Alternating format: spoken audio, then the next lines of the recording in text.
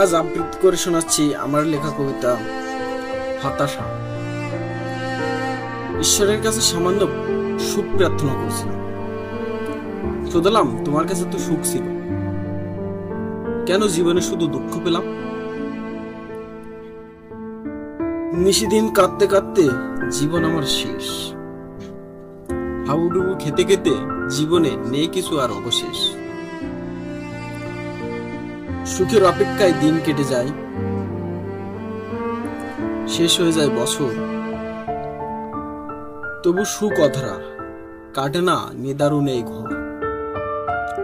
আমার জীবন পটে শুধুই অসুখের ঘন ঘটা, দুঃখ পেয়েছি অথই, সুখ শুধু হাতে গোনা কটা। পরিবার রাত্রি জেগে ভোর করে, কেঁদে হয় আকুল, ফলের অপেক্ষায় মৃত্যু প্রায় তরতাজা একটি মুকুল।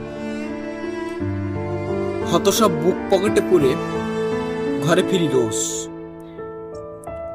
দৈনিক শতাধিকবার মরছি, কেউ রাখে না সে খোঁজ। সামান্য সুখের জন্য সারা জীবন লড়াই, সুখের নিশানা চোখে দেখি না, চোখ দিয়ে সুখ গড়ায়।